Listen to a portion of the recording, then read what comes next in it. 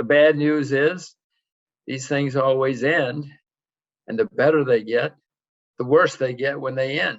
And as I said, we've never seen anything like this in recorded history. So be worried.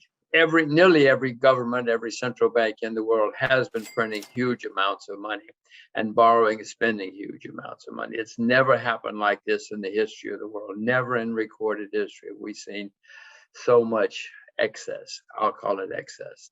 They think it's normal. They think it's fine. And this has caused many markets to go up a lot. If you want to build a bridge, it takes a long time. But if you want to invest and you have a lot of money floating around, you just go on the internet, and in 5 seconds you can invest in anything you want to. And that's what's been happening, and that's what's continuing to happen. There might be signs that's beginning to slow down. The Chinese seem to be cutting back some, not a lot. Well, not a lot, but they're cutting back. They're not expanding.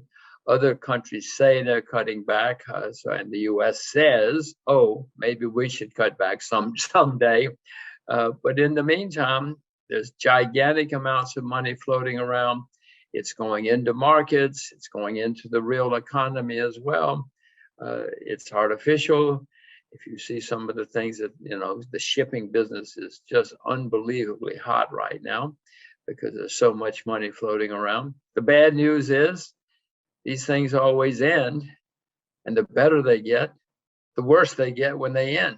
And as I said, we've never seen anything like this in recorded history. So be worried. I'm not short. I haven't sold short anything, but I am certainly worried. As I look around the world, bonds are clearly in a bubble. Bonds have never been this expensive in the history of the world, not in recorded history anyway. Property in many places, you go to Korea, you go to New Zealand, you go many places, property is certainly in a bubble. Stocks, many stocks. I mean, Amazon goes up every day. Tencent goes up every day. Samsung goes up every day. So some stocks performing a bubble, but many stocks are still not up. So it's not a complete bubble yet. So there you have stocks, property, bonds, all in bubbles or forming bubbles. The only thing that's still cheap, commodities. Silver's down 60% from its all-time high. Sugar's down 70% from its all-time high. Oil is down 50%. I mean, these are not bubble numbers when you talk about big declines, historic declines.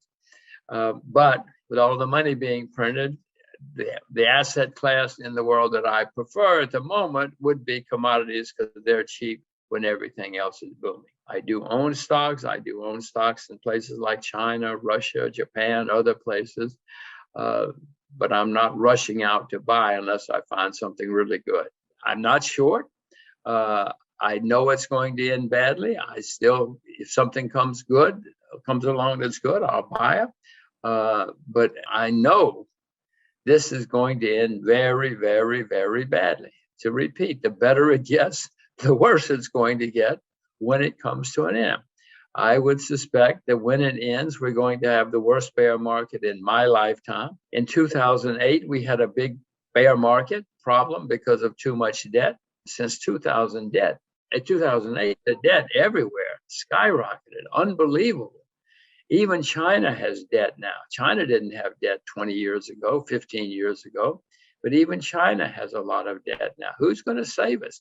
The Chinese saved us in 2009 because they had a lot of money saved for a rainy day and they started spending it. They don't have a lot of money to spend now. Who's going to save us? North Korea? North Korea doesn't have much debt. That's why I say. But I don't think they have enough to save us because I don't think they have money saved for a rainy day like the Chinese.